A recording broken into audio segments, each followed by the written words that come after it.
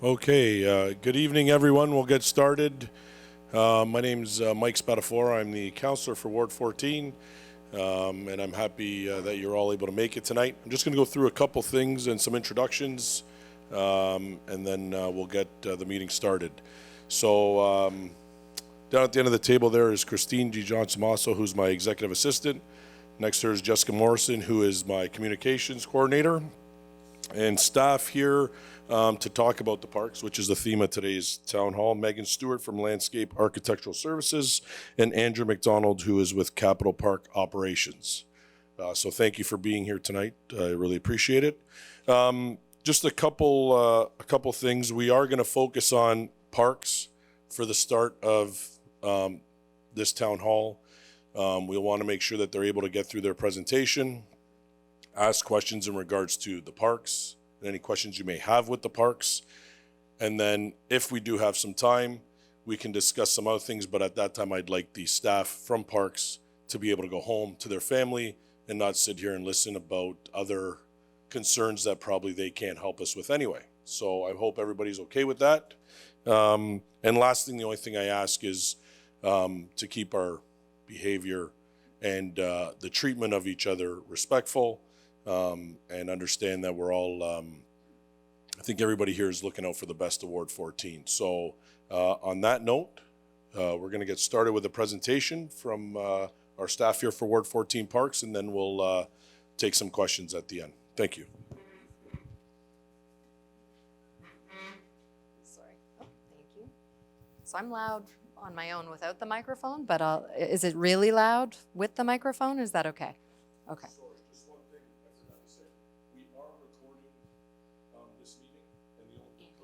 So we can post it on the website so that people that couldn't make it tonight were able to see the meeting. So I just want to make sure everybody's aware of that. Okay? Thank you. And you don't mind forwarding the slides for me as we go? Okay. So hello again. My name is Megan Stewart. I'm from the City of Hamilton. I work in a group called Landscape Architectural Services, and our primary focus is to do capital works within parks.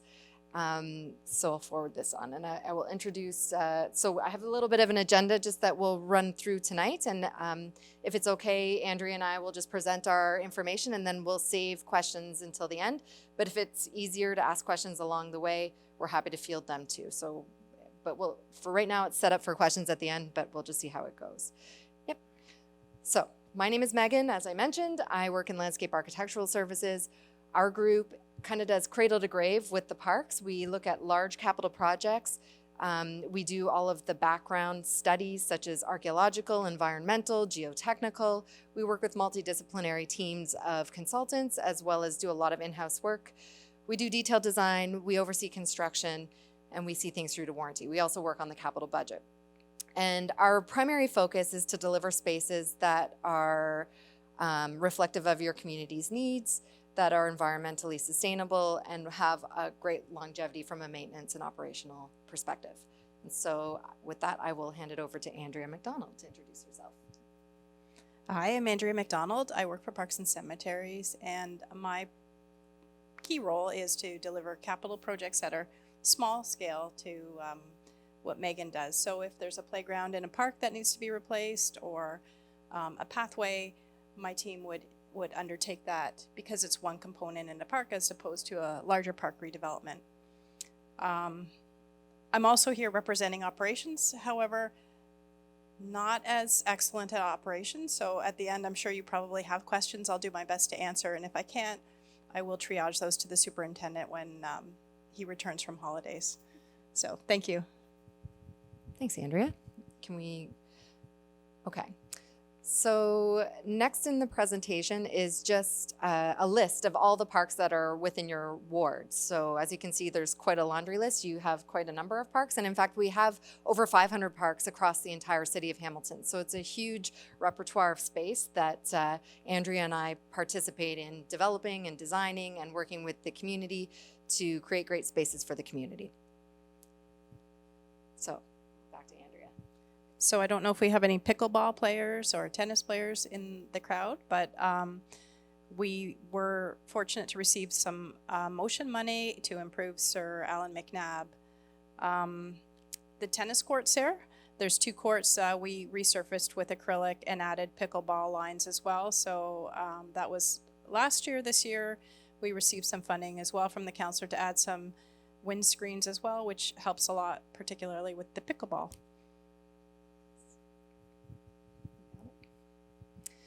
And some other recent works, or works that are ongoing in 2023 and 2024, include William Connell Park. So I realize that William Connell is not in Ward 14, it is in Ward 8. However, your previous ward councillor had a vested interest in that project, and actually, and your current councillor as well, have given funds to help support that project. And the creation that is envisioned there is a space for winter year-round activities. So often parkland has a focus on sports that can only happen, or uses that can only occur in the summer months. However, this park is going to envision year-round use, such as snowshoeing.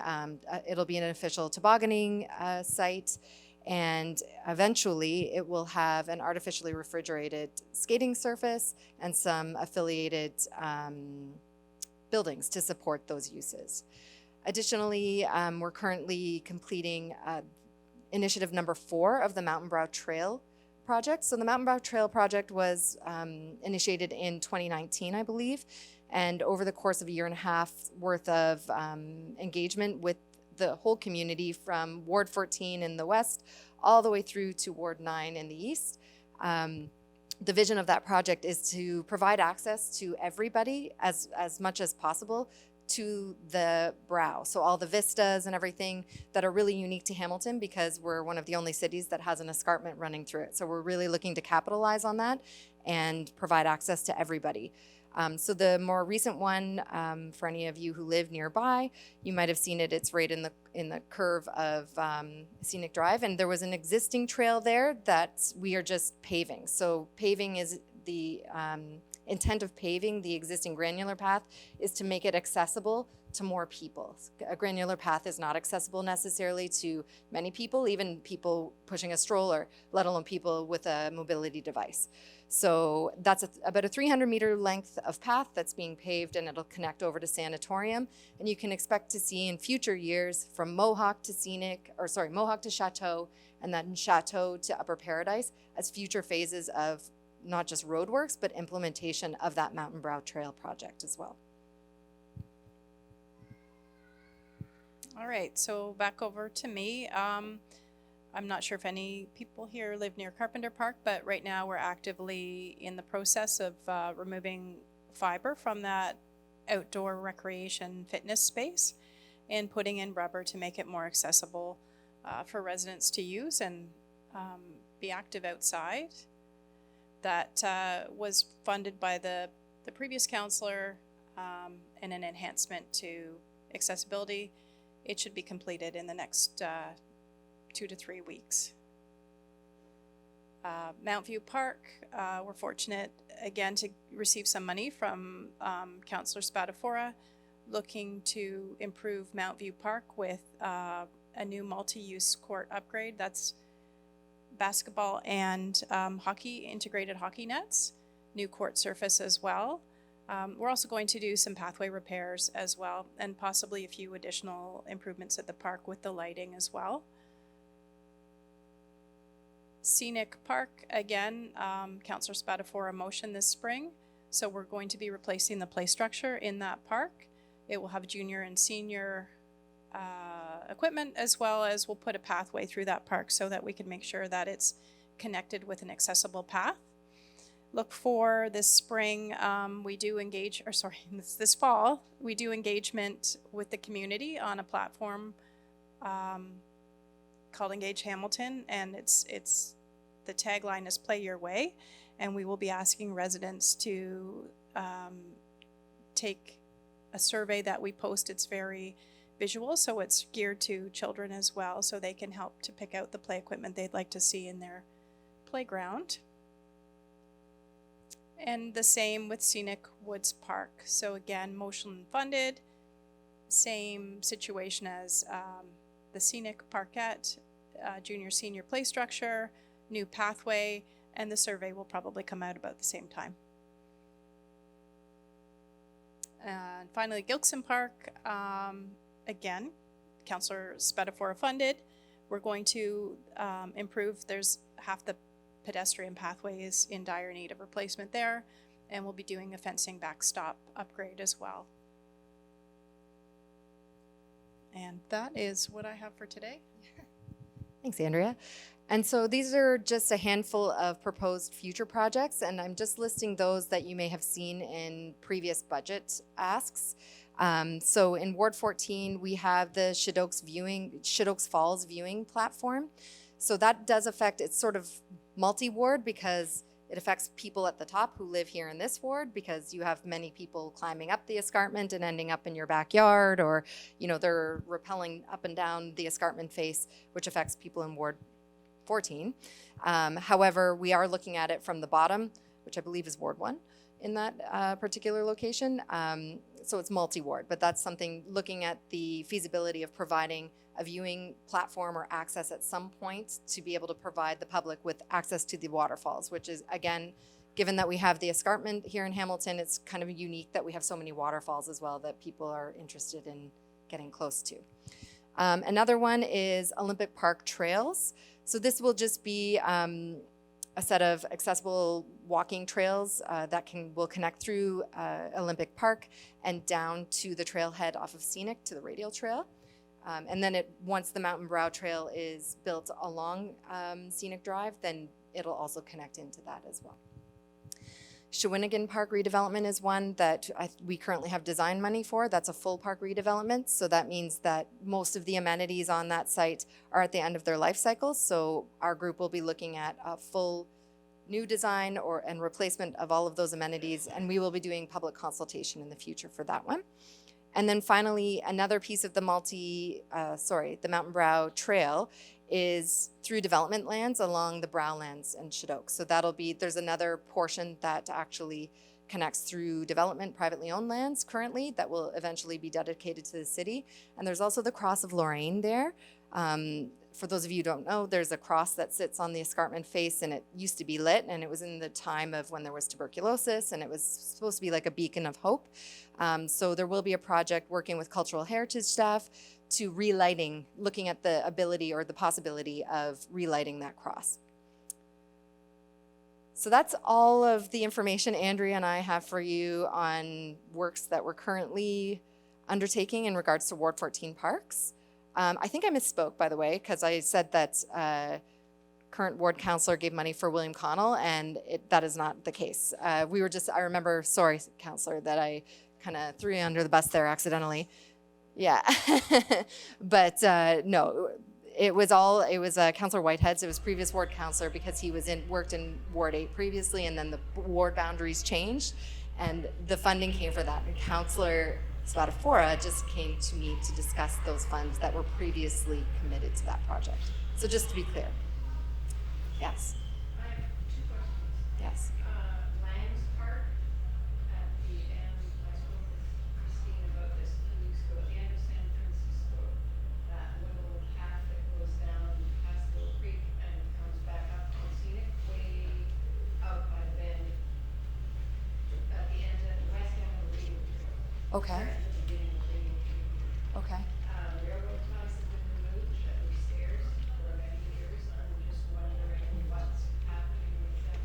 Something has to be there because it's very slippery in the spring when there's fog and new trees are growing. That's some sort of. That's a part of the waterfall, right, that goes down to the waterfall after. Underneath, I guess it does. Yeah. Okay. I'm seeing Andrea writing that down, so I personally don't have information on that. Okay. Okay. And then the other question is, across from Scenic Parkette is the top of the golf club stairs. Yes. Stairs going down. Yep. I've been asking for a street light in that parking lot, that little parking lot. The city said it has to go to parks. I was talking with, because that parking lot is pitch black at 4 p.m., all winter.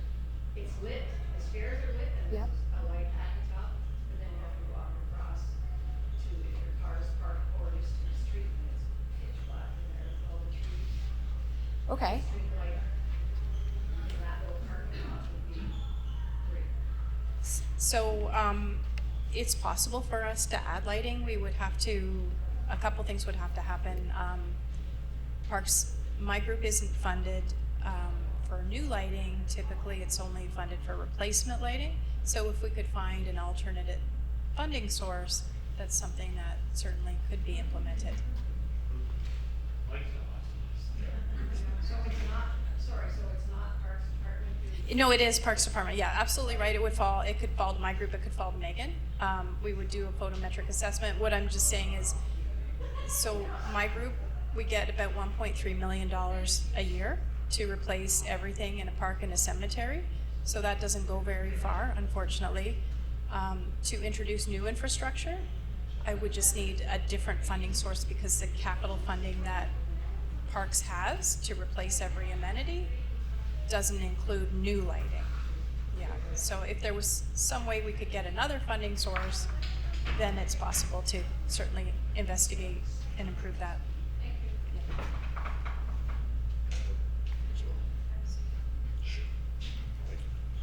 All right, I've seen 4 hands here.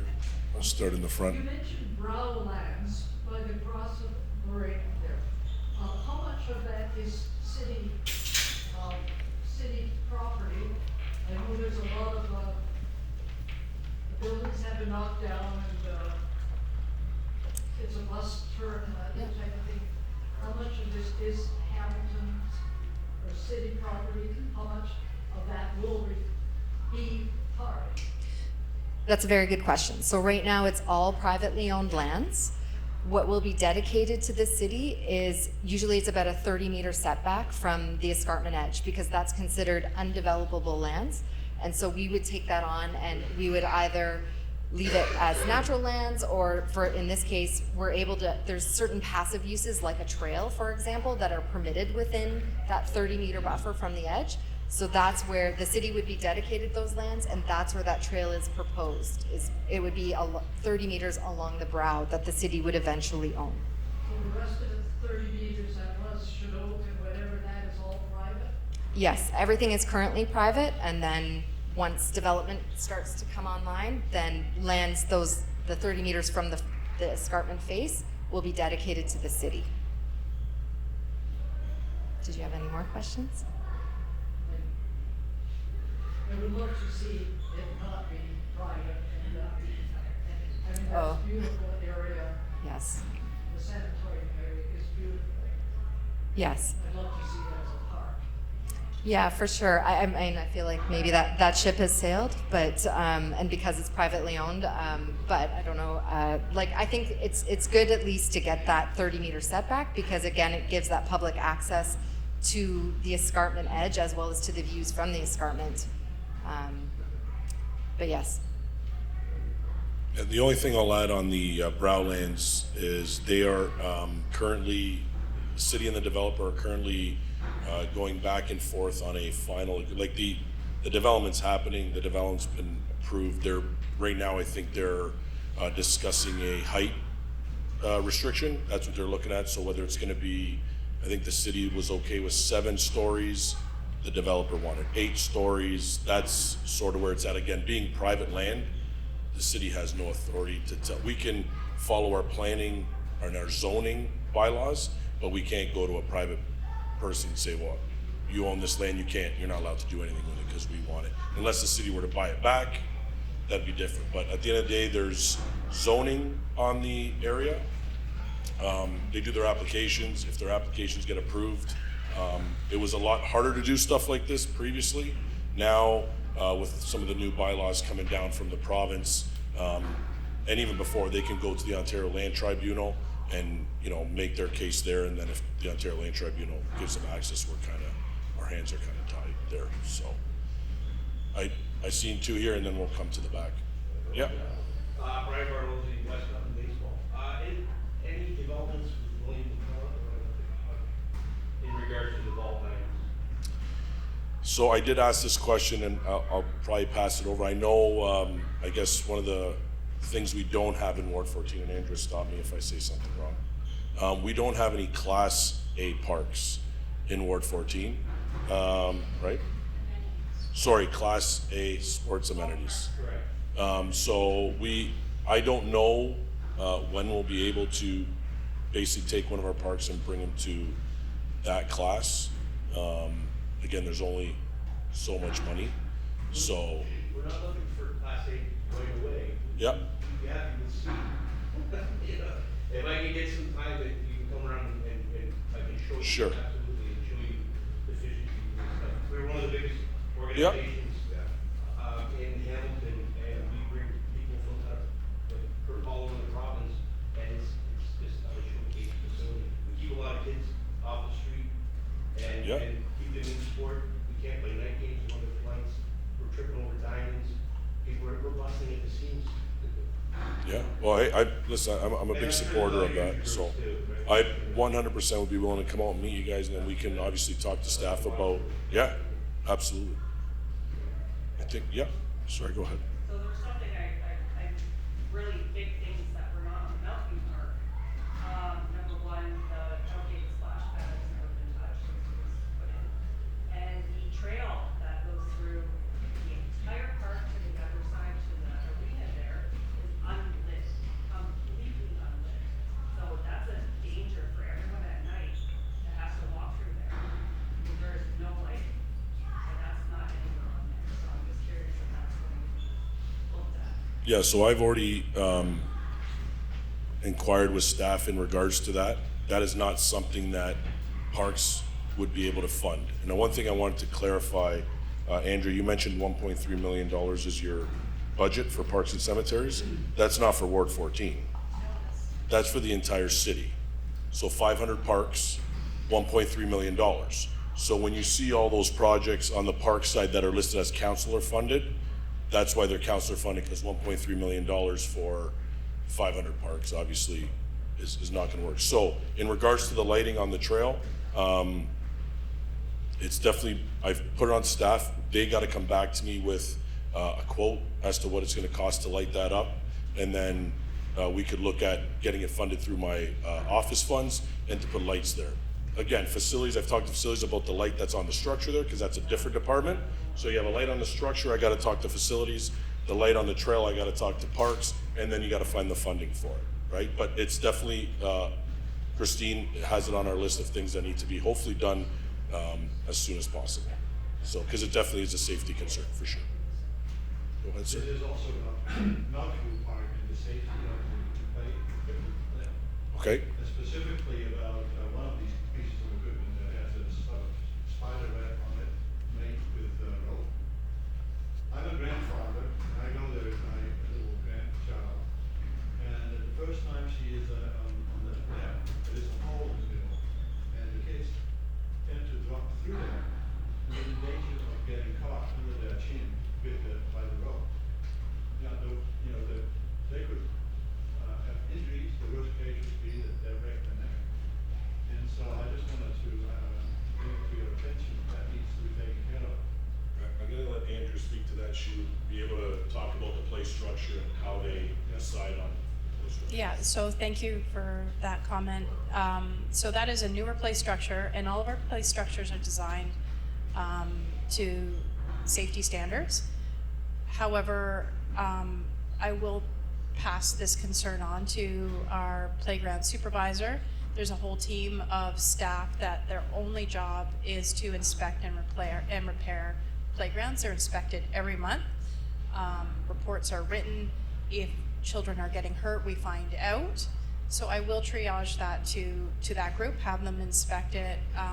And what we will do sometimes too is go back to the manufacturer and share some of our concerns. And we can find out if there's been any other concerns, but I can tell you that they are inspected monthly and they are designed to safety standards, to CSA. So I will follow up though, so thank you for that. Okay. My name is Joseph County. I probably was speaking with Christine at one time before you guys went away. Lincoln Park. I've lived on the Vega Crescent for over 31 years. I moved there for green space. And part of where Scenic Drive is the parking lot, and then there's green space, and it's the park. Then you got the park, you got the soccer fields, then you got the baseball field. Well, that green space, in the beginning, when it was done, I went to city council, operations, and had passed put in for 30 years.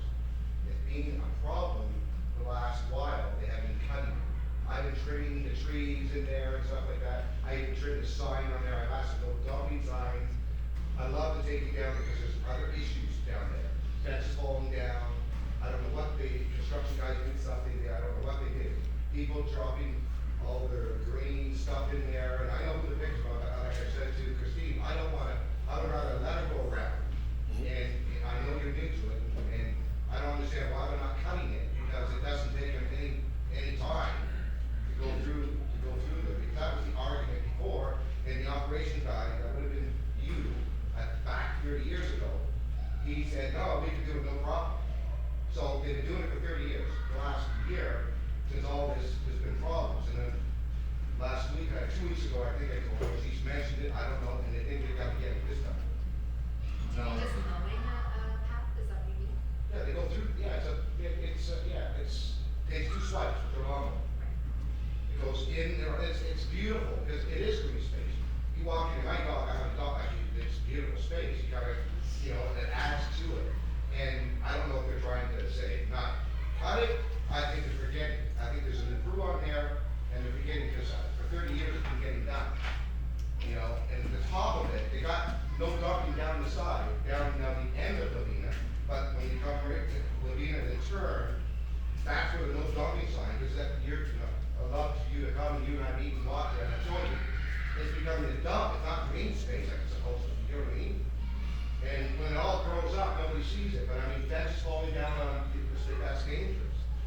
I was dealing with Terry, and Terry got sick, and I was helping Terry out in the board and telling him all this different things, but then elections, and here we got, so I contacted your office, and I sent you an email first. Yep. And she's been good, but now that she's going to come to the meeting, to voice my opinion, and tell you, but operations, they didn't say not cut it, would that be right? So I'm not as involved as I'd like to be. I can't answer you right now. I can tell you that there is a lot of staffing changes. I can tell you that there's a hydro easement if we're talking about the same location. No, that's It's hydro, the majority of it is hydro. He's talking city park. So you're Natural regeneration. yeah, Joe, you're talking about the right near Mohawk Road part, and you're not talking about the scenic part, yeah. That's So, correct. That's correct. yeah, some of the, Put up top there, but that's not a. I'm, I would say that I would probably say some of the issues with that could be new contractors. A lot of times we think the city cuts every piece of grass. We don't. There's a lot of contractors, so if the tender goes out to a new contractor, getting them familiar with and I'm just, they sound like excuses. Yeah. I know what I'm talking about, it's my life. And I'm not giving you an excuse, I'm just telling you what the reality could be. This isn't like, hey, don't worry. Yeah. We'll look into it for sure. It definitely, if it's green space, we need to keep it green space for our residents so they can enjoy In it. that parking lot Yep. too, I gotta take a mirror because dogs and, Yeah. Well, if you keep it maintained, it's less likely people will want to dump in an area that looks like it's usable and it's nice, right? When they see something that's kind of abandoned, then they might just say, well, I'll just dump it. Yeah. Because he was on top of it. If I called Yeah. him, they work with me, because I used to work with them for Real Care, Yeah. Idaho, you know what I'm saying? So Yeah. I'm dealing with the city anyways. And I'll gladly meet you out there and talk to the department to get people to start cutting it again, whether it's contractor or it's our own staff. We will definitely look to see how we can get that back on the, the weekly, I think it's a 7-day cut rotation. Yeah, it's 7 days, and that's the shortest period, yeah. Yeah. But then, sometimes work, what and those are working days, and if it's Yeah. raining, I know. you can understand why, Sometimes what happens is they come with one crew, Yeah. one guy just to cut around the trees, and a week later, they come back for the rest of it, like, Yeah. do it all at once, you waste, I'm self-employed, that's a waste of money. I understand. Like, there's so much money being, Yep, oh, I guess. so, and I'm here, like I said to Christie, I'm here to not complain, to become part of the solution. Yeah, we appreciate And that. you don't get people speaking up Yeah. and telling you these things, you're not gonna know everything. No, and we want the residents to be able to enjoy parts of their neighborhood that they've always been used to enjoying, right? So, And all we look for is action, Yep. like honest action, not the bureaucrat, this stuff, you know, the politics, you know, Yeah, because you guys work for us, and I think the city's forgot that. You know, you guys answer to us, and you guys in council should, I love to come in there and tell them that.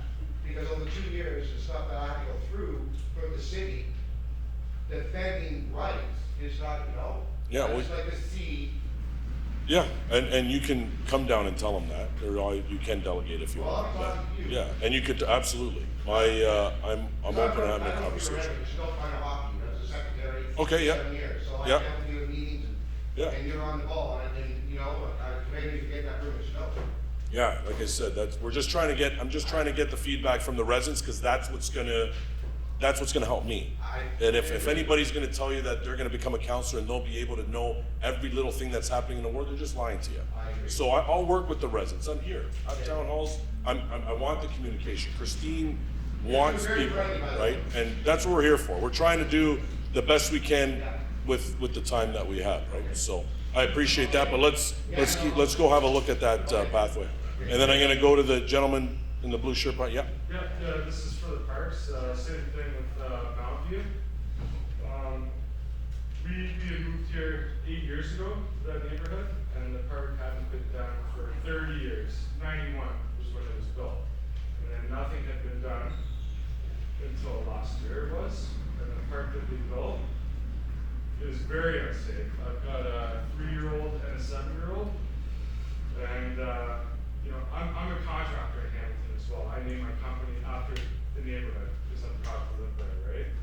And, you know, there's certain codes that I have to follow with the city, right? Spacing for spindles and stairwells, 4-inch spacing I have to follow. So it gets inspected by the city before it passes, right? And this park here, the other day I was talking to the father and his son fell and broke his collarbone on the one. There's one spot that goes from here, and there's little like leaf things that are hanging off poles. No railings, just wide open. And the kid fell off and broke his collarbone. Right? So these are, you know, these are contractors that are, you know, going through the city. They're building these things. I don't know who's inspecting them or who's designing them, who's approving this, but it's unsafe, right? So I think, you know, like Yessa said about the ropes, these are blatant, dangerous things that have been built, right? So thank you for your comments and your feedback. And I will just reaffirm that these play structures are designed by qualified play structure manufacturers. They go through rigorous testing. They also are bound by CSA standards as well. And then our staff, we have our own City of Hamilton Parks playground maintenance staff that are trained and inspect every play structure in the city once a month. So as I said to the other gentleman, I can bring the concerns back to the play structure inspectors. We can have them inspect the play equipment. I just wanted to give you a little bit more background. So you indicated that you'd been there since 1991 and no improvements had been made. And No, we moved into that neighborhood. oh, 8 years. Okay, sorry. Yeah, So some residents have been there since okay, before the okay, park, yes, right? all right. Okay, so thank you for that. Way before the park. So a play structure in Hamilton, because our budgets are so constrained, may last 25 years and beyond, because we can only fund maybe 3 play structure replacements through our capital every year. So it's interesting because some people have very different, some people want risky play, some people want standard play. It's very difficult to find the balance. Some people want natural play, some people want just, you know, slides and monkey bars. So it is a little bit difficult to try to find for 25 years a balance between what everybody wants. That is one of the reasons that we instituted, unfortunately, after Mount View was installed, we instituted this new Play Your Way survey to try and get feedback from the community so that there is more say in what's going into the playgrounds. But safety is the first one, isn't it? It's safety, absolutely. I mean, there are situations as well where play equipment is rated to certain ages, and sometimes, and my son at 3 years old fell off a play structure he probably shouldn't have been on and broke his arm. So it happens. I will take your information back to the inspectors. They will investigate, and we can contact the manufacturer as well and find out if there's any additional information about the structure or the equipment that's been found in other areas. Yeah, so I just want to let you know, so that on our street, there's only 2 families with children that live on the street. I was one of them. The other family also has a 1-year-old and a 6-year-old. So these play structures are not meant for children of our, of our ages, and we're the only ones that actually live on the street. So when we do our census, would that not be enough to say, this is the age group that lives on the street? Maybe we should put the parking for the age group that lives on the street? It's difficult for us to get to that granular level, and people move, right? People migrate and children grow up. So again, if a play structure lasts for 25 years, it's difficult to estimate or to understand who lives where.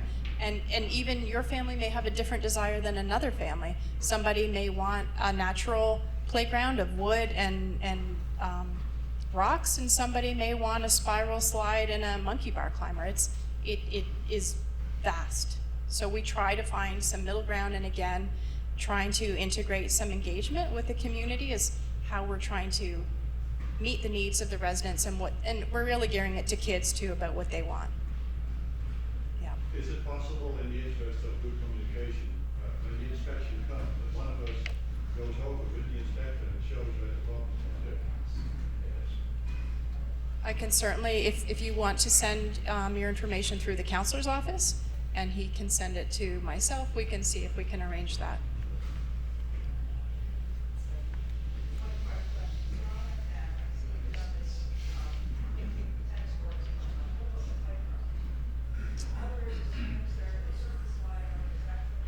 So the playground at Sir Alan McNabb's an interesting one because, so Sir Alan McNabb and the city of Hamilton, there's school board property there as well. So the one thing we need to look at as a city, the current play structure, I believe, is on school board property. If we put a brand new play structure in there at a value of, I don't know how much it costs, but a couple $100,000, I'm assuming, we don't own that. So the one thing we're looking at doing now is trying to figure out if there's an area we can put it that's our property, which I don't know that there is. The tennis courts, I believe, are Sir Alan McNabb property. So right now, the parking lot is being shut down because the school board wants to redo their parking lot, and we really don't have a say in that. They just say, hey, we're redoing the parking lot, we're closing the pool down. The only good thing that came out of that is we're able to do some maintenance work on the pool, which is ours, while they are closing down entrance because of the parking lot. So that is the reason why the play structure is that way. There is a lot of parks that are combined with school board lands that we don't have agreements with. So we don't know exactly who owns what, where the properties are. So that's part of what we're trying to do, at least for mine in Ward 14, like Shit Park's another one. There's a lot of parks that we don't have an actual contract on file to know who owns what and who's responsible for what. So you gotta be careful to spend money on school board property. We maintain it, but then the school board can pick up and do whatever they want. If they sell that property, they close the school and sell that property, we've just lost, a $200,000, $300,000, $400,000 investment of a play structure. I guess we'd go over and try to take it apart. But again, I don't know that we want to do that, so. Yeah. In regards to the school property, Ben and I are neighbors, and there's a walkway between us. The contractor that plowed the snow made a mess of the fence. It will be replaced, thankfully, by the city, both sides, and that's great.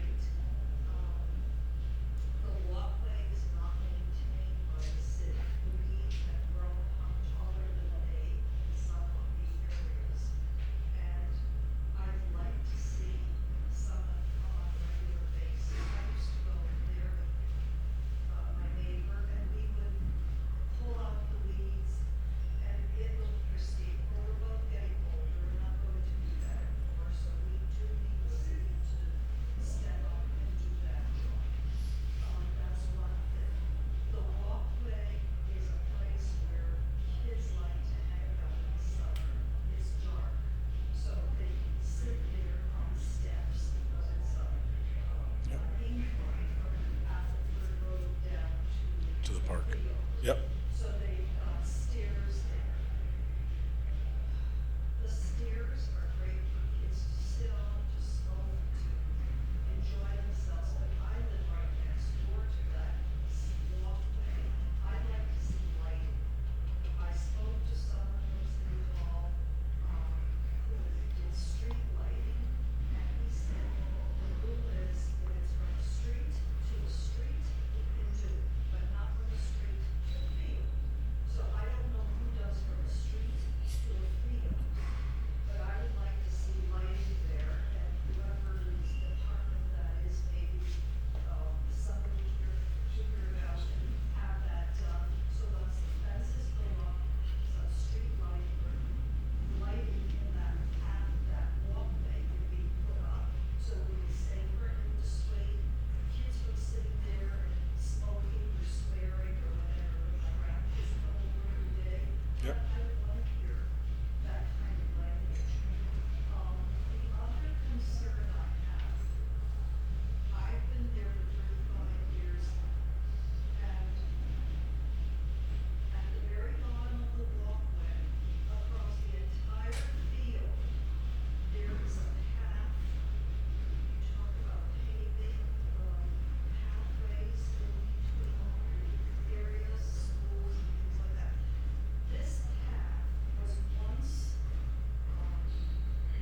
I don't even want to use the word resurfaced because that would be the wrong word. They threw gravel of some sort down, which lasted a few years, but from about 6 feet, it's down to maybe 2 inches in certain areas because those little pebbles get thrown around. They're useless after a while. When children are going to school, when people are going to the rec center to go swimming, there is no path. When it rains, they have to make their way through wet, sloppy conditions. When it's icy or snowy, they have to trod through that snow to make a path because there is no walking area. That is unsafe. So, oh, no, go ahead. My concern is safety for the kids. Ben wrote an email, we don't want to address that email, but you can see for kids. I had asked about the parents, the other thing where you talk about the city owns one part of the school, our walkway. It's plowed to the top of the stairs, left 3 feet of snow. Nobody does it.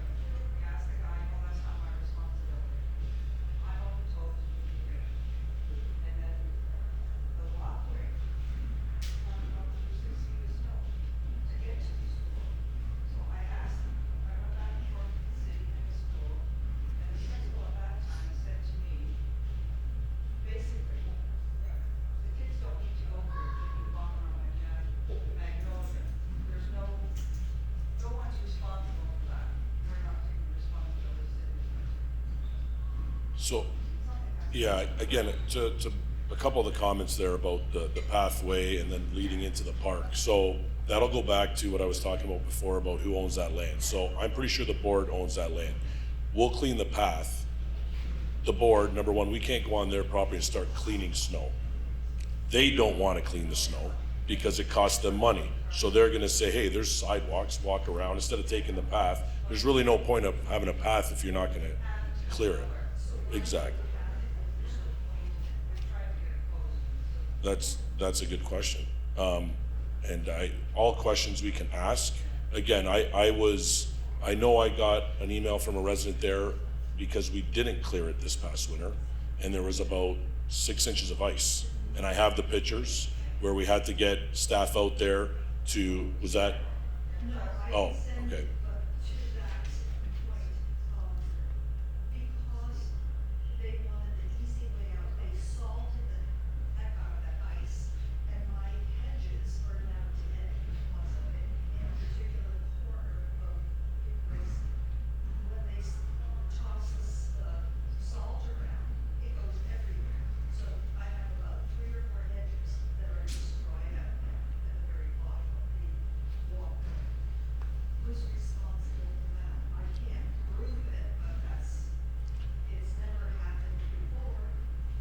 Yeah, and it would be hard to, I mean, we could send something into the claims department. I don't know, again, it'd be hard to prove how your hedges died. You have a pretty good idea of how they died, but yeah. Yeah, and again, yeah, no, I understand. But like I said, all that stuff is part of the discussions we're having with the school board, because the handshake deals that were there 50, 60 years ago about who owns what, who's responsible for what. We have other parks where you'll see the city will clean, the school will clean, and they'll leave 20 feet where everybody's saying, well, I don't know, that's not the school, it's the city. The city's saying it's a school. Until we have contracts where we can have lines where it says exactly who's responsible for what, we're dealing with them on an email by email basis. So that's the unfortunate part. The school board is repaving the parking lot. Is it possible, is it feasible for you to turn to them and ask them to make the walkway from their parking lot to the walkway to ensure safety of the children? How much more could it cost them to do that? It's always a question we can ask, but I would tell you that I probably already know what the answer is going to be, and the answer is going to be no, because now once they do that, they have to maintain that. They have to repair it as it breaks. Liability comes into play. So although we would love for that to be an asphalt pathway so the kids could actually use it and clean it, there's all the other things as to why they're not going to do it. And again, I don't know for sure that's the answer the school board would give. I'm assuming that's the answer they're going to give, but we can definitely ask that question for sure. No one is willing to do the from across the field. Then maybe we should look at closing the walkway totally, because this past winter, it was a crew that was hired to clean. Yep. And that's where the problem was, when this young fellow just took the plow and started down the walkway, and he didn't realize that he stepped there. So he just went right over into the fence. His bucket went up, I guess he raised it so you could see where it was going, and it ruined, made holes in my hedges. It made the fence keel over something about a foot. And because there are stairs there, they have to come in by hand. If they're unwilling to do all this, maybe the best solution is to close it. And if the neighborhood is, if that's something the neighborhood, we can definitely look at it, study it. I mean, when I was a kid, my sister went to Sir Alan McNabb. We lived, on the other side of the Lincoln. There's multiple paths that connect you there. We used to walk those paths as kids, right?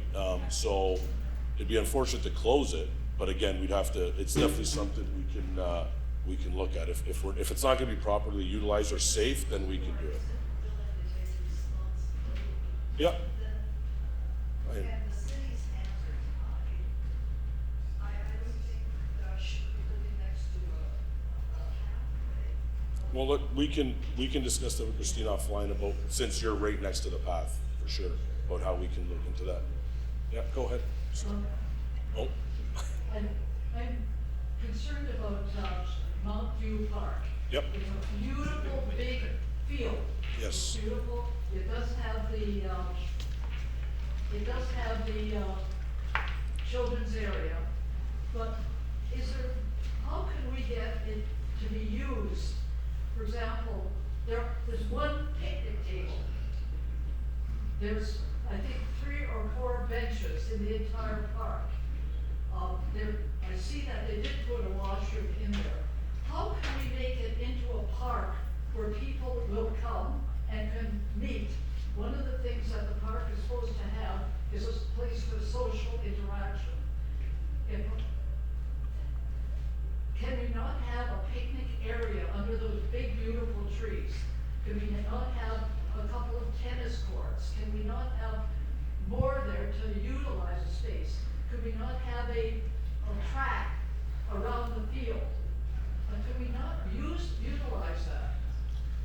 I would say that they're all options that could be looked at. There's a couple things you have to look at. One, the money. Okay, that's another issue. Okay, I understand you're going to say money. Well, that's one of the issues, But right? how do we get picnic place for people. Right now, all I see is people walking through the park with a buggy or usually with their dogs. You walk through the park and it's a waste, particularly when you've got 200 households coming in practically next door with no green space. Like what happened to the dedicated land that is supposed to be for, never mind that. But that's another issue. Yeah. But I mean, how can we make a park that people will come to? When we talk about, and I'll speak this from my office budget, not because they'll get afraid if I tell them we're gonna do this with their money. Benches, picnic tables, an area to make for people to come and sit and congregate and talk and socialize, that's something I think I can do. How do we get it? I don't know, but let me finish. I don't know that I can get you a track, tennis courts. Like, when we start piling all that stuff on, I think I would love to have that in every single park. But a place where people can go and meet and socialize and enjoy the green space, I think that's something I can do. Because I think I have the resources to be able to purchase a couple benches and some picnic tables. Those other larger projects, I would say, I could tell you right now, in the term that I'm in right now, we would not be able to afford that. May I just ask why you said 1.2 million for a city of 500,000 people, $2 goes to recreation? Goes to parks, Okay, just goes to parks. And parks operations. Yes. I mean, I've traveled around and every little town has parks that have benches and picnic tables and, what do you call it, pergolas or Yeah. whatever. Structures that you Why can is- stay under. Why is parks and recreation at such a low priority in Hamilton? I don't know that it's in a low priority for everyone. That's what you gotta remember when we deliberate a budget, I can't say, well, listen, Ward 14, we want $10 million for parks, and if you guys don't wanna update your parks, that's on you. I think we have a lot of challenges in the city. As people want their parks upgraded, they want their grass cut. I also have a lot of residents that want their sidewalks fixed because their cars bottom out on the way out. They want their streets fixed because, the sewers are a nightmare. There's so many issues, and unfortunately, parks seem to get, as you can tell by Andrea telling you her budget for the entire city of 500 parks is $1.3 million. You can see where the parks sit on the list. I will tell you this, for me, let's make Mountain View a place where people can go and socialize. I'm good with that. Picnic tables and benches are something that I can do. The big projects, not something I can do. Well, give me picnic tables and benches and I'll be happy. Can you give Christine your contact info before you leave? We're gonna have a party that day. That's what I want. Let's get people there and socialize. Okay, good. Right there, yeah. I missed the part of seating Woods Park, so what's being done to upgrade so we're doing a full replacement of this structure. My question is, why? So we play this park every day, the kids love this park, the majority of the neighbors don't complain about this park, it's been here for 30 years, so it's one of the good ones. So I would say save the money, put it in Mountain View, Mountain View's falling apart already, and we're happy with it. You know what, that's an interesting perspective, and I appreciate you coming and participating. We will be doing an engagement process for it. So that's a question that we could ask, if people want this play structure to be replaced, and should there be a resounding response to that, then perhaps the money goes back to the councillor and he can reallocate it as he and his colleagues design. It's interesting because I go to meetings and there's people that are like begging us to change their parks, because if this doesn't get done now, you will go into the queue again and you will be, 2034, 2035. I guess my fear though is it's going to get replaced with the same quality of resources that was used for Mountain View, and I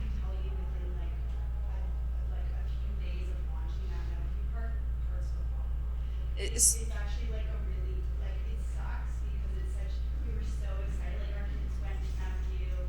Most of the kids in the Cedar Woods neighborhood either go to St. Teresa of Avila or Mountain View, so there's, like, we try to use that park to go to the splash pad and all this, it's falling apart already. It was better before it was. So yeah, so I'm definitely hearing that. So like, when we say we're gonna take money for this, it's almost like there are way more kids, like, and I say that from the parents who goes and uses this park. It- There are way more kids that are gonna use this park. I will tell you that other than Mount View, I don't know in the we've been averaging about, we've been fortunate to get money from councillors, and we've been averaging about 10 new play structures a year. And Mount View's the only one that to date I've heard dissatisfaction about. Ridgemount beside, I'm trying to think of ones that are not too far in your area, but I could give the councillor a list. You can go on a Play Your Way, Beulah Park, Churchill Park. Like typically, the new play structures are really interesting for kids. There's a lot of play value. There's different materials. Notwithstanding Mount View, what I'm hearing from the community. But I would invite you to go and travel to some of the new play structures and have a look at those. Take your kids and see if that's something that they enjoy, particularly before the survey comes out, so that you can sort of see that they do like the spinning cone, or they do like the modified climber, or they do like some of the interesting swings. Or there's a lot changes in the play equipment over the life cycle, and again, our life cycle is 25 years. So no, we're not. So we put it out for an RFP, a request for proposal. We get designs, we evaluate them, and we implement them. So again, this is the only one that I'm sort of hearing that there's dissatisfaction from the community. So we will take that back. And when we do this survey, like how are participants informed to participate, and how can we get involved? So I would encourage you to go onto the Engage Hamilton platform. It's a digital platform, and on there's a Play Your Way component. And you can go on there actually and see some of our previous projects. So if you do want to go visit other parks, you can see what we've improved in the last 2 to 3 years. We put up signs in the park. The councillor, I'm sure, will do a notice to the community about the survey. We do put it up for 2 or 3 weeks. And even if you missed it and you heard about it, we would still take your comment, and integrate it as long as we could, as long as the process was open. And so we would expect this to be done by Yeah. this year, not this year.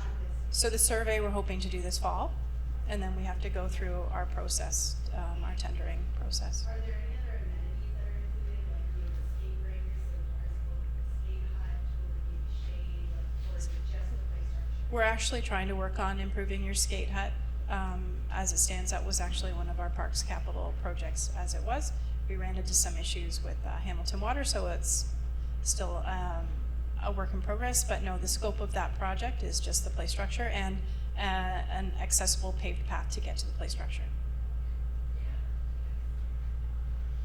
The one comment I'll make in regards to Mount View, it seems, although Mount View maybe meets all the standards, there's obviously an issue with that specific playground, whether the installation was poor, whether the manufacturing of just that particular, it seems, by what it sounds here, there's an issue. Let's look at it. Let's see if there's a real concern that maybe, I don't know, the most extreme would be to close it down, whatever we need to do to fix it. The last thing we want is to have an unsafe structure for use. I mean, you're saying parts are falling off. That's, yeah. Yeah, so I mean, again, I'm saying stuff that Andrea probably doesn't like. But again, for me, you guys want Mountain View looked at because you have concerns. We need to look at it. Now, Park does their inspections every month, and that's great. But, it's come to my attention, so I'll put more pressure to actually figure out what happens or what is wrong with the park. And again, maybe it's not the play structure for scenic. Maybe we need to look at a different place. Or Andrew probably not going to like me after this meeting, but that's okay. Hold just one sec. I got other people that. Yes. Just one sec. Yep. Like, did I understand? Bob Hardy. Yep. Did I understand you're going to the cross you're going to fix? That's going to be fixed up. The cross that. Yes, the Cross of Lorraine, that is a project that we were going to look at in the future. So that would be working with cultural heritage staff as well, just recognizing the historic significance of that cross. And the whole idea was to look at the feasibility of relighting the cross. I walked by it, it's in bad shape. Yeah. And I can only guess it's gonna be big bucks. Right, so we're right now it's just on the books to look at, to see, basically figure out what is the condition and how much would it cost to even fix it if we could. Now, the other part is, as a taxpayer, there's gonna, if it is fixed up, there's gonna be a huge maintenance, yearly maintenance on it. Secondly, that whole area is being developed residential, et cetera, et cetera. Will it not be a pain in the ear flat to look at this? To look at the cross? Yes. What do you mean, like just because it's right. right? It's gonna be there, it's gonna be bright, Oh, like for people who live there? that's right. Potentially, I think that would be Spend all that something. money. Yeah, so there, right now there is no money, so there's nothing that's been really allocated towards that project. It's just because it's a significant feature, right? It's a historical feature of the landscape that's been there for a long time. So it was just something that we were going to look at. So, but I do understand, and that would be part of what we would look at too. So we always, Andrea earlier spoke about something called photometrics. Anytime there's any light put in anywhere, we look to see how far the light actually disperses and the effects it has on local residents or even nature, right? Like there are certain animals that it impacts their lives to have a light blaring in their faces all the time, right? So we look at all of these things and take that into consideration to see if it's a worthwhile project. And so we would look at all of that and do community engagement at the time of reviewing the feasibility of the project overall. So, back to Mark. Oh, I was, sorry, Joe, I was behind you. Sorry. You're gonna have to give some other people a chance, sorry. Johnson Park on the east side is Ariel and the Rydell home.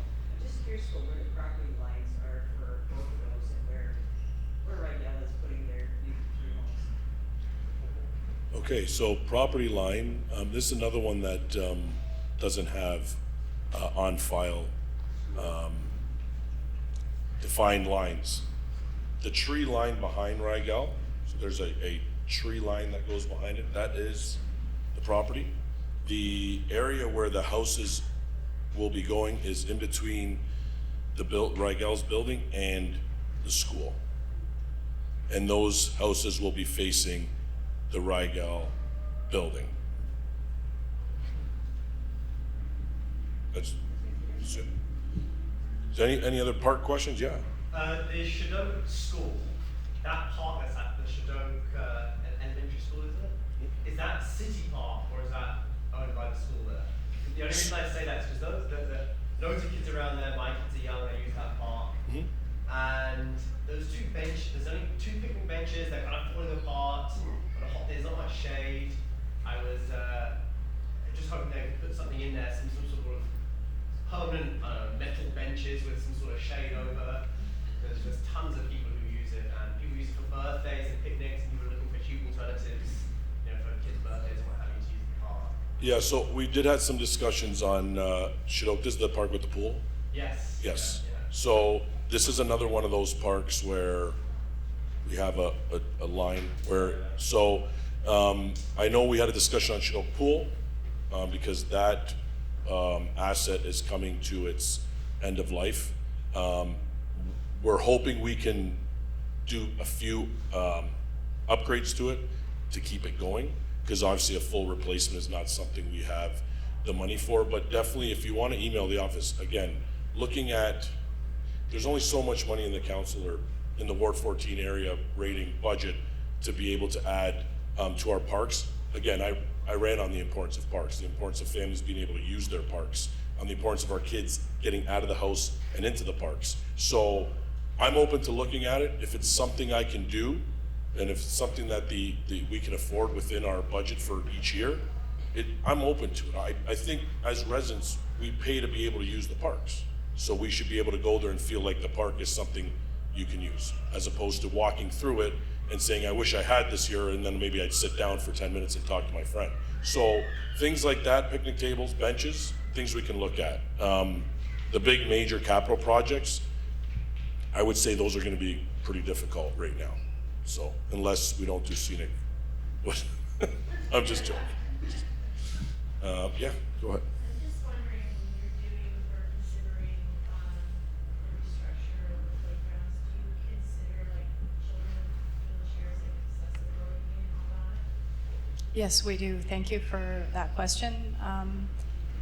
So again, just to go back to the previous point, all of the parks are safe and they're all inspected. When we design a new play structure, we're doing this survey. We have questions in there too that ask about accessibility, requests, like asking community members if they have some suggestions as well.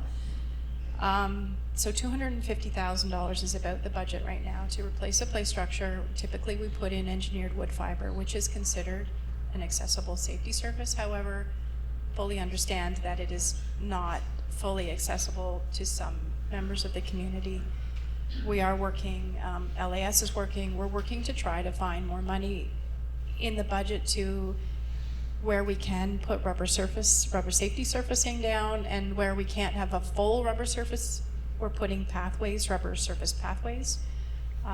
So certainly I think there's more momentum with accessibility in playgrounds. And Megan, I don't know if you want to speak about Inch Park, but yeah. Yep, and further to what Andrea said, we also, all of the playgrounds meet CSA Annex H standards, which is accessibility for children playgrounds. And so we have about 50% of the features are considered accessible, whether they be ground level play, or we're starting to implement some nonverbal panels as well in some of the parks. So trying to look at not just physical accessibility, but more inclusivity from all perspectives. And to address the needs of all people in the community. So what Andrea was speaking about at Inch Park is we're actually doing an installation, obviously that's outside of Ward 14, but again, for those who are interested, we're looking to do a radically inclusive play space there. So that playground is at the end of the life cycle. That park is the home of Challenger Baseball, which serves the needs of people with varying types of abilities or disabilities, and they come together through sport. The outdoor pool was redone there with a beach entry, so it's fully accessible as well. And so this seemed like a really appropriate place to try this radically inclusive approach to design. So it's almost like a park within a park that's really geared towards emotional accessibility, physical accessibility. So having all these different types of spaces for different types of play in the space. So that one may be of interest to you as well. And it's going to be sort of like the gold star of accessible play spaces in Hamilton. But for our everyday parks, we do take into consideration the needs of all people, including those with accessibility needs.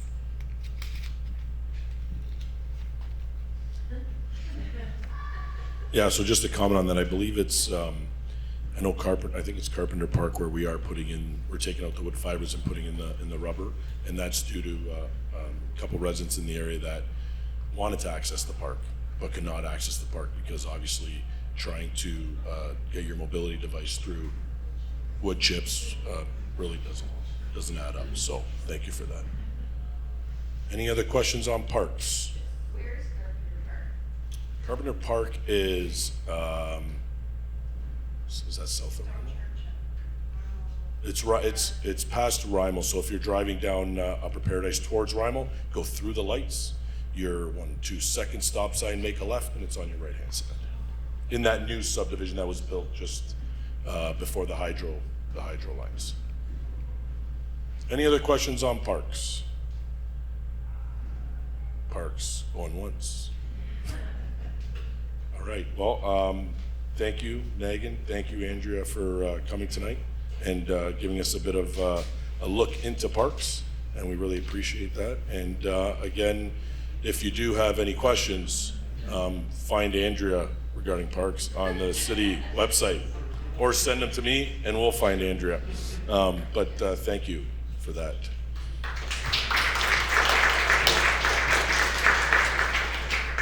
So we have about 15 minutes left, and I'm sure there's some residents here that want to talk about something other than parks. I knew I was right. Go ahead, sir. My name is James Dean, right? Hi, James. I live on 364 Magnolia Drive. Yes. I've emailed you at least 6 times, or your six Yep. times. I phoned you last Friday, and you just don't respond, so I'm just wondering if I'm side with the bylaw department of Hamilton, because they're ignoring me too. Right? Yeah. I've been in a battle with them for about 10 years. Yep. Whitehead used to do the same you're doing. I appreciate that. I got a retaining wall between me and my neighbor. Okay. It's fallen in on me, right? Yep. I got an engineer's report, and I gave it to the city, saying the wall has moved 6 inches. Yes. I just paid over $2,000 for the survey, which shows that the wall starts on my neighbor's property and then falls in on top of my property. They ignore everything I'm sending them. I asked them, did they show the documents to a qualified engineer, city engineer? They said they don't need to show it to a qualified engineer. So I'm really at my wit's end, you know? I paid $3,000 to a lawyer who just took my money and did nothing. Right? So you're the guys who's supposed to be working for me, right? Yeah. And they're actually ignoring me. Now, you think it's a little joke here, going 10 years, but 8 years ago, the guy on the other side of me, my house is attached to two houses together, right? Yep. His wall, right, was falling in on the other neighbor 8 years ago. He wanted to sell his property. That neighbor complained to the city hall. The city hall came out and said to the guy, fix the wall before you move.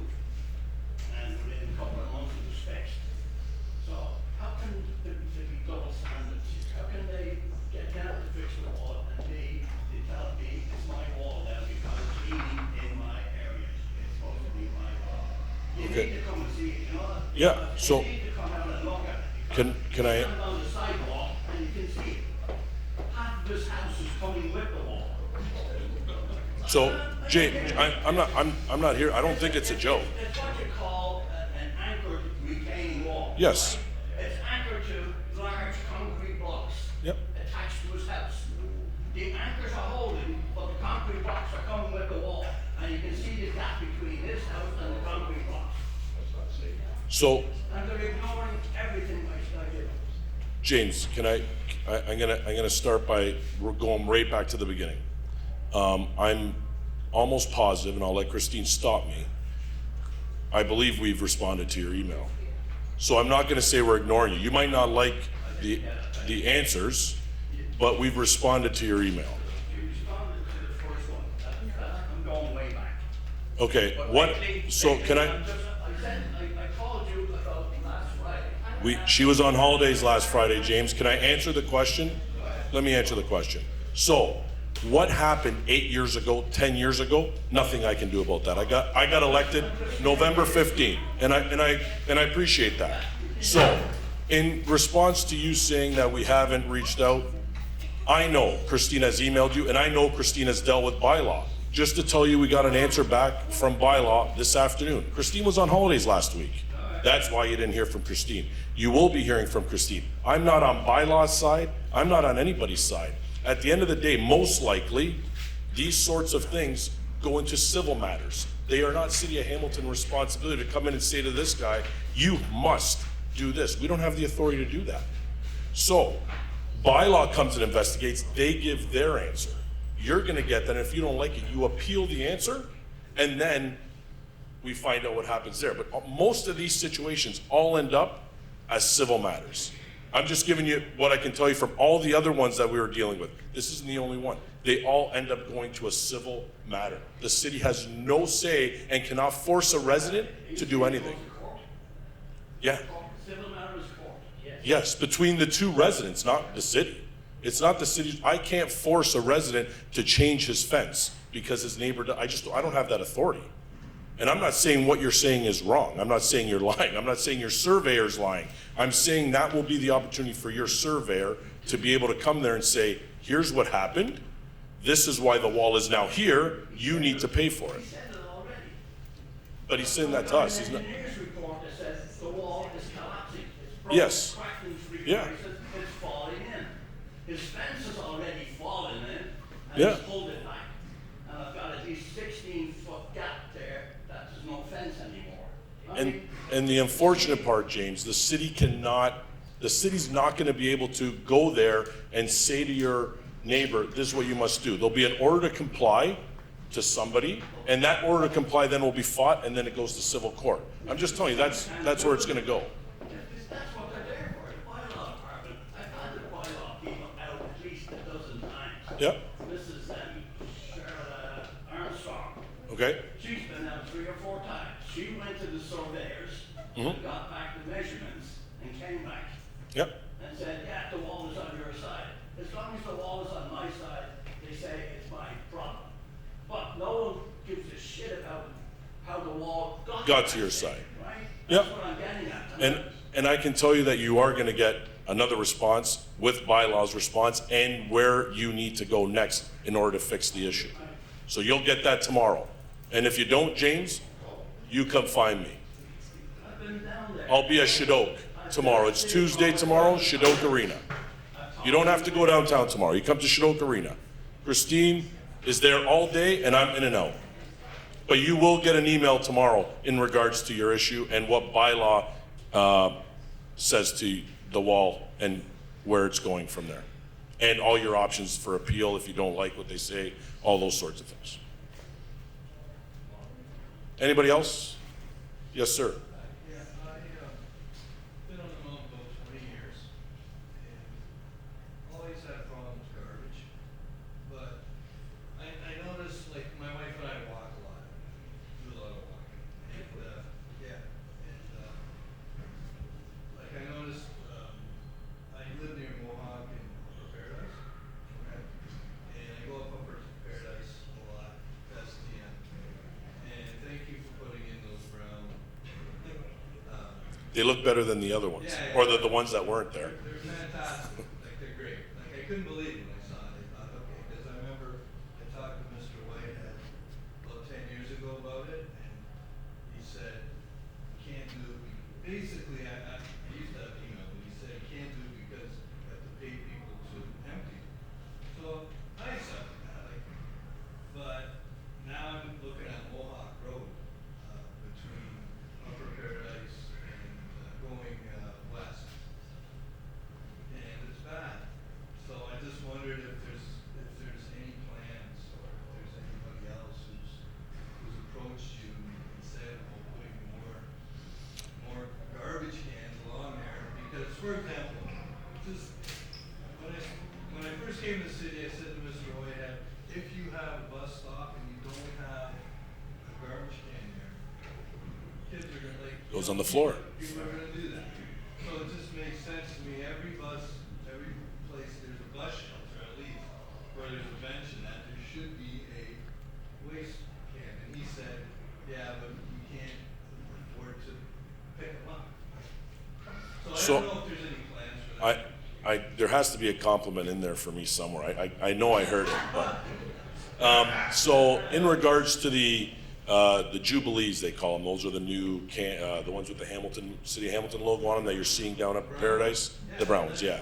So, one of the things we worked with staff on that just driving in the ward and you see those concrete, garbage cans. So there's one on, is that St. Andrew's Church? Right on Mohawk and Magnolia. So there's a bus stop there. They haven't replaced that one yet, but that one's, so I've got a map of every garbage can in the ward. I wasn't overly excited about finding out that we had the most concrete garbage cans in the ward. So we're starting to clean them out. St. Thomas More has been a massive problem. Obviously, you know, that student population from when I went there to now is more than doubled.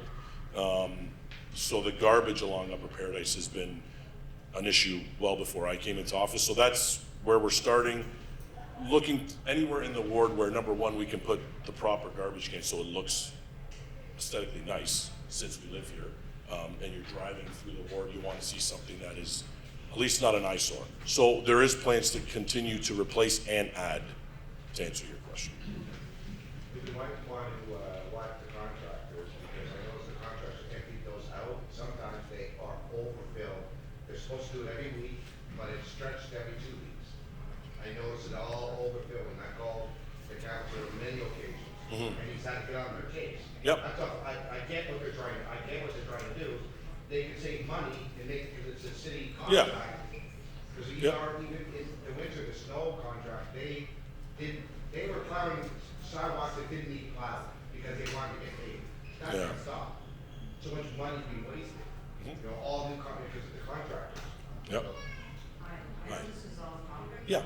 I know that, we're actually here because of the fact that these taxes to our house that are gone sky high. It's like, well, you've got all these amenities that we're paying for all the different things, but yet, we just keep getting increase. Like the cap is one, the highest places for a taxpayer, right? Yeah, so the, Reassessment of all the properties, or I have no idea. so the reassessment is a provincial thing, so MPACT is run by the provincial government. MPACT hasn't done a reassessment since 2019. So then what is this increase on? So the increase is, so if you look at this year's increase, there's different facets to it. So obviously there was a portion of the budget that went towards inflation and the cost of living. So when you looked at what happened during the pandemic and coming out of the pandemic, just to give an example about wastewater. So Director Windows will tell you that our price on liquid chlorine went up 300% since COVID. So liquid chlorine we use in our wastewater treatment plant to obviously clean the water. So all those increases had to be covered. So that's where some, not all, some of the increases came in. Then there was about, I might get the number wrong, I'm gonna say close to $30 million in council priorities. So we funded the YWCA, which helps women, women who are abused, transitional housing. There's a lot of important stuff that happens there. Those are one of the priorities that was put through to council to fund them, to allow those programs to help those individuals. So between the inflation, between the service, you look at sidewalks, like sidewalks was put in before we came in. So this year was the first year we did sidewalk cleaning because residents asked, why am I cleaning my sidewalk? I pay, the city should clean my sidewalk. So that was in the budget. Now we're getting told, I don't want these contractors cleaning my sidewalk because they destroyed my lawn. It's so, but going back to the budget, continually what'll happen, like the budget right now, if you've seen the article in the paper, there's talk around City Hall that the first number that's gonna come out is gonna be around 10% for next year. I voted against the budget. Some people will say that, well, that's great that you voted against it. I'm only one vote. So I've had some emails to Christine saying, well, you voted against it, so why is Ward 14 getting property tax increase since you voted against it? Doesn't work like that. I'm not as powerful as some people think it is. So even though me and a few other councilors voted it down, once the majority of council voted, it goes across the city. There's the provincial government, the federal government need to help our city in order to be able to bring that property tax down. That's one thing. There's a lot of things that get downloaded to from the province to the city that costs us. That's one. The other thing we need to be aware of is we had 10 new councilors or 9 new councilors and a new mayor that came in. We need to be cognizant of the fact that we can't do everything we want to do in the first year, in the second year. Because at the end of the day, everything we want to do is on the backs of the taxpayers. It's not on my back. So if I say I want to go and do this, it's you guys that are paying for it. So when I say I voted the budget down or I wasn't happy with the property tax increase, because we can't do everything at once, because we're expecting residents on fixed income, residents on ODSB, and residents that can't afford to live the way they are now, and then jamming them with another tax increase, they can't afford to pay it. So we need to be patient. We can't, although we want to do a bunch of things that maybe some people say should have been done prior, and if that's the case, I understand. But we can't expect to make up for all the things that maybe this council thinks wasn't done in 2 years and start giving out increases of 6.8%, 7%, 10% next year. It's not feasible because people can't pay it. So how's it affordable, right?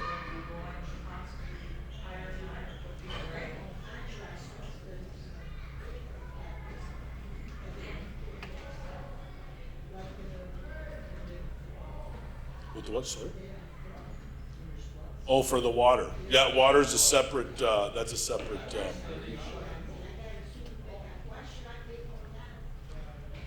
I know, and like I said, it's gonna be difficult to continually put it on residents. For you, absolutely. Sorry, I know you had your hand up a couple Mike, times. first of all, I want to say is, Councilor, I think time to you're doing a great job. I appreciate it. I really mean that. But the city council as a whole has to have priorities. They can't be all things to all people. You've got a city council picking up things that are not their responsibility. I mean, all this nonsense going on about the homeless and that downtown, that's a provincial responsibility, a federal responsibility. I pay big property taxes for legislative services by the municipal act that states a council must provide roads, sewers, fire, police, parks. It states clearly what a city's responsible for. And if the province cuts back funding to hospitals, the city wants to pick up the slack. They cut back to other areas, the city wants to pick up the slack. We as a city don't have the tax base to afford that. We've lost all our industry that used to at one time pay 60% of the taxes in Hamilton. Now it's the opposite. The homeowners are paying 60%, but only 40% from the residential. From the industrial, commercial, You've yeah. got to get your council colleagues and make them understand that they're gonna tax people right out of their homes. Because my taxes went up $400 this year. It's just getting out of line.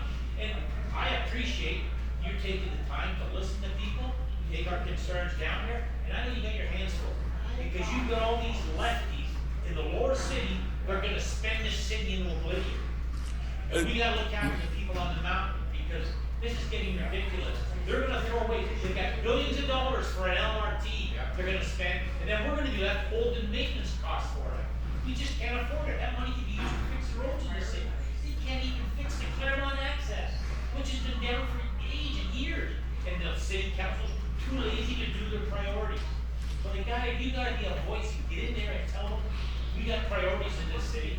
And Yeah, and I don't just, and this goes back to me saying, we're trying to tackle a lot at one time here. And it's unfortunate that we're tackling stuff that is really not something we should be tackling. Provincial government, the federal government, they talk about an affordable housing crisis across the country. Then they need to step up. The provincial government needs to step up. So, in talking, the one thing I want to clarify is the hospital thing.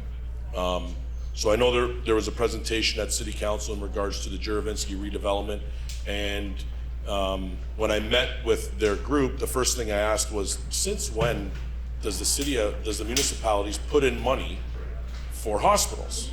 And I thought, this must be another thing. Provincial used to fund it 100%, now they're only funding it 70%. To my surprise, it used to be 50-50. So when I talked to the group of people from Hamilton Health Services that were there, they said the reason Hamilton is under the impression that they've never had to pay that 30%, again, it used to be 50-50, changed, I don't know how many years ago, not too many years ago, but it used to be 50-50. Hamilton hasn't done a hospital redevelopment that was a regular hospital. So West 5th, Fennel and West 5th was fully funded, 100% funded because it was a specialty campus. This is the first redevelopment that we're gonna do in the city for, I don't know how many years it's been, but at the time, the last time we did it was 50-50. So we're on the hook for 30% now. but back then, they were municipal hospitals, they were civic hospitals, they're not that anymore. They're not anymore, yeah. So just to let you know, we are not solely on the hook for the 30%. And I know this is just a hospital question, but it'll be between their board, fundraising, and then what we can get in. The one thing we need to understand though is we have an aging population. We want, I have, my dad's almost 80. I want to be able for my dad to have the services he needs as he gets older.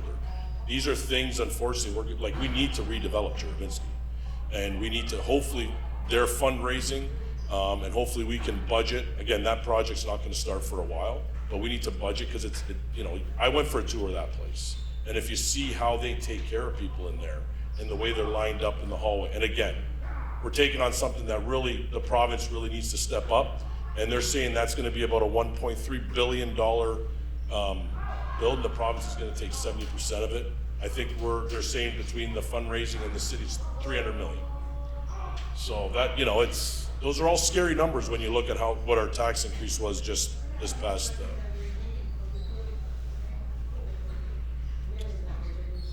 Sorry, I'm gonna go there and then I'll come to you. Okay, go ahead. Just to kind of touch on two different points there. Yep. With regards to provincial responsibilities and homeless and stuff like that, I think we need to step into and maybe put it across the board that each municipality or city needs to take care of their own as well, instead of everybody shipping them into Hamilton. Because it is a fact that cities like Toronto do encourage and provide bus fare and money to send people to Hamilton. And when we build facilities, when we build encampments, we're going to encourage that. Second of all, to touch on these ladies about increasing property tax and everything, yes, everything has increased, and unfortunately, we do have to face that part of it, but the needs and the projects and everything of Hamilton, are they kind of aligned? Like, I know we've got a lot of aging infrastructure, whether it be roads, whether it be sewer systems and everything, but yet, are we doing it a disservice by changing single-family homes into secondary dwellings, even third dwellings into these small homes, where the surveys were never built for that? The streets weren't built for it, they're narrow, you get parking on both sides of the street, you get more wear and tear on the streets. All of a sudden now you don't have 3 or 4 people flushing a toilet, you have 9, 10 people in that household flushing a toilet, and that only further exacerbates the problem of aging infrastructure and that type of system. And who's actually paying for that? Everybody is paying for that, rather than the homeowner who is renting it out to all these people via our tax taxes, and their taxes not increase exponentially based on how many apartments that they have in there. So the difficult part about that is there's two heads to that. So a secondary unit, the reason for that is people can't afford to go and buy a townhome, right? So this allows the ability of families, they can build something for their kids to live in that their kids can't afford. So you got a two-headed monster. At the same time, like you said, the aging infrastructure, can it handle the more cars, the water, the wastewater, all those things that sort of tie into having secondary units? So they serve one purpose, but they also hurt us on another side. But again, an average house, we don't really have attainable housing for the most part of the city, let alone affordable housing, right? I think the Ward 4 was the last ward that they considered having any attainable housing. So when you look at that, when you look at kids trying to get out of their parents' houses to go start their own life, to buy something, they can't afford to go and buy a single family home. They can't afford to go get that, pre-construction home from a builder. Just give me the entry level, give me a back-to-back townhouse. Doesn't have to, with no amenities. They can't even afford that anymore because those are $600,000-$700,000, right? Exactly. So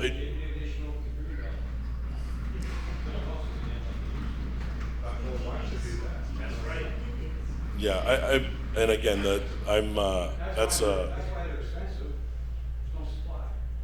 They're expensive because it's true. yeah. I agreed about 20 years ago about it, and that's why we're It was arbitrary, but up there. It's total legitimacy. Sorry, Pat. You had a question? Yeah. I've been mistake reading the newspaper that the water rates went up 10%, right? Because people didn't pay their water bill, now they're increased.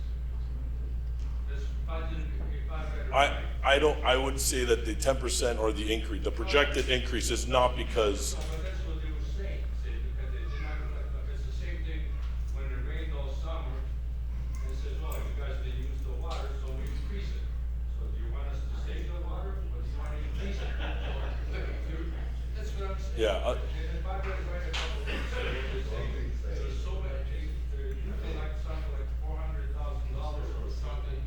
the water rate, so they're increasing 10%, so we gotta pick up theirs. So- I don't wanna pay my taxes.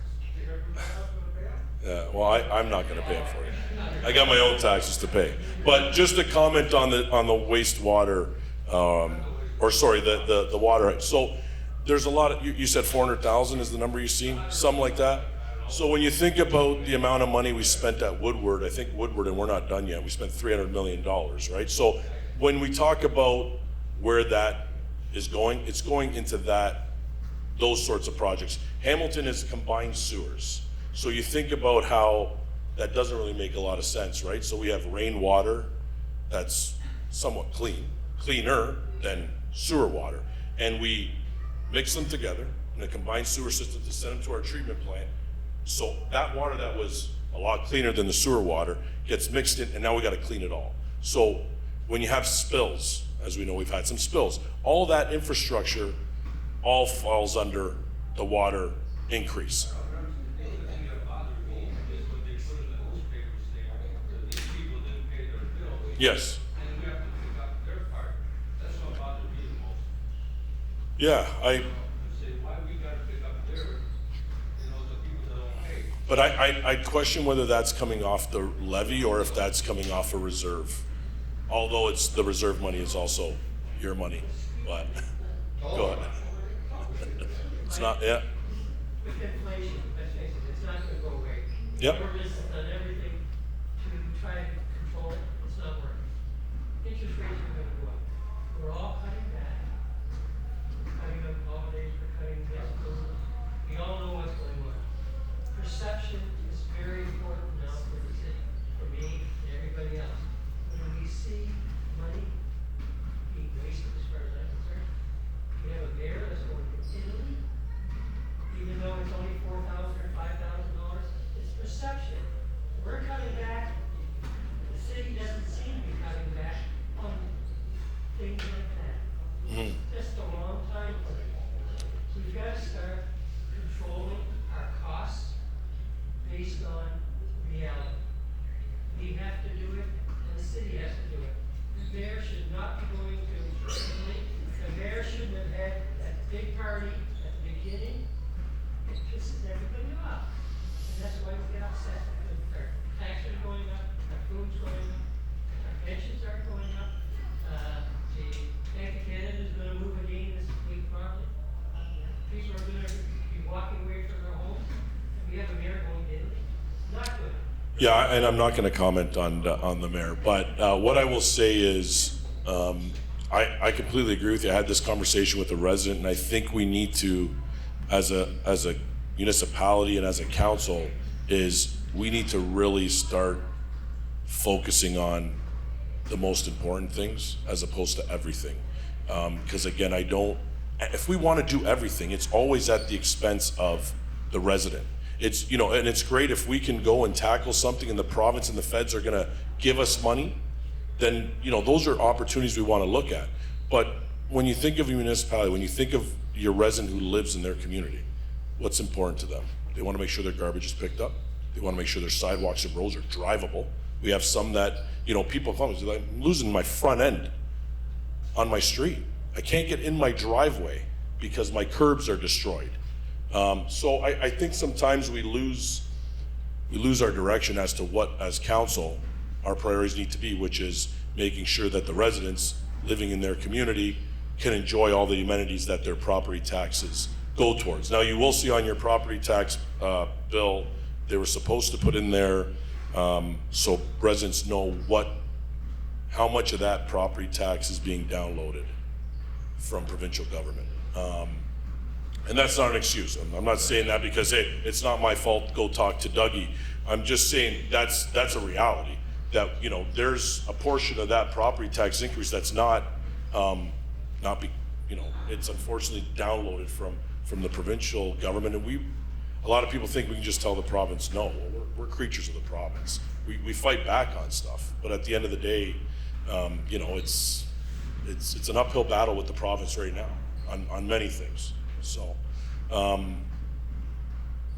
any other questions? I know am I over here? Yes, let's, hold on one sec. Okay, it's, let's, 5 more minutes and then we're gonna unfortunately shut, but I just wanna say, I appreciate y'all coming, but please, don't wait for a town hall to get in touch with us. I know James says I'm not good at getting back to him, but I'm not bad. James, I'm not that bad of a person, I'm telling you. I called you, you got back to me. I appreciate that, but please reach out. My card, Chris, I'm gonna let you talk. I just want to make sure there's cards here. Call, email, come to Shadoka on Tuesdays if you don't want to come downtown. But the best way to be informed is by every resident bringing it to our attention. I'm not gonna promise you that I'm gonna be able to fix every single problem you bring to me, but if I don't know about it, I'm definitely not gonna be able to at least help. So, sorry, go ahead.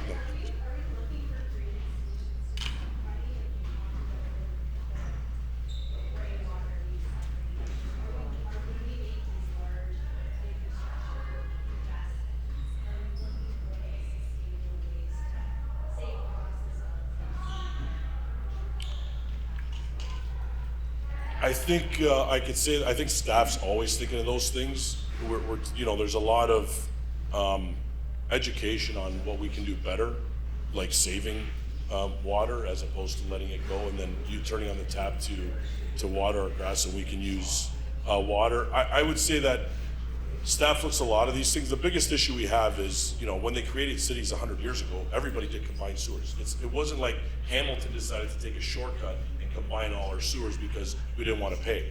This was New York City combined sewer. Like, this is not something that just, you know, crappy Hamilton made it. Like, this was just something we did. And unfortunately, to get out of that, it's going to take massive amounts of money. But we need to start budgeting for that. We need to start thinking about how to get there. And that's where you find the difficulty of what's important and what's not. And I would say that there's a lot of things that we want to do that are extremely important, but we can't do all of them. We really need to prioritize what we need to do for the residents and what the residents want, as maybe opposed to what I want as a councillor. Well, I want to do this. Yeah. Yeah, and some of the things we're trying to do is instead of just going and doing infrastructure work by saying, hey, we gotta go down here and we need to fix this sewer, we're now trying to be proactive where we're tying it into jobs that are ongoing. So if we're doing a street resurface and we know that that sewer needs to be repaired or needs to be replaced, we'd pave the road. 6 months later, we tear the road back up to fix the sewer.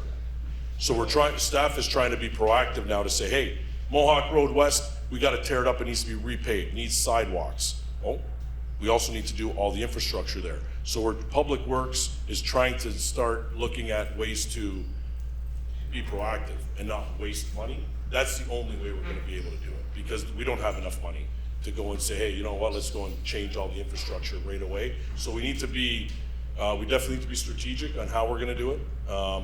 And we need to try to be cutting edge, but at the same time, being cutting edge comes with a price. So you gotta sell people on, hey, let's be cutting edge because our life cycle is gonna be longer. So in the short term, it's a big spend. Over time, we're gonna get more out of it, but that doesn't always resonate with, you know, people need to pay bills. So it's kind of a juggling act, right? Gotta save it to the budget. Yeah, absolutely. Spend a couple over. On my budgets, if I was allowed 3% a year. Yep. That was it. No, I get it. Cut out the garbage and do what's actually necessary. I don't know if I answered your question. Go ahead. The last question before James is coming to get me. So, I'm just joking, James. Come on. Try to have a little bit of fun here, James.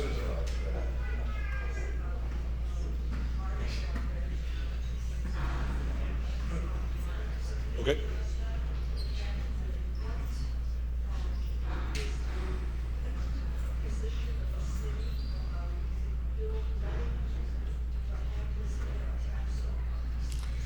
So on the encampment front, as you know, we had a few public meetings.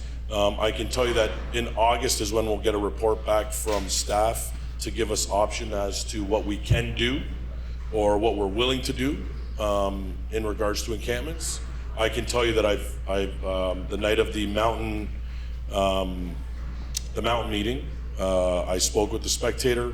I was also on the Scott Rally Show on 900 CHML, and I made it publicly known that I will not support sanctioned encampments in parks. And that's not a Mike Spadafora opinion.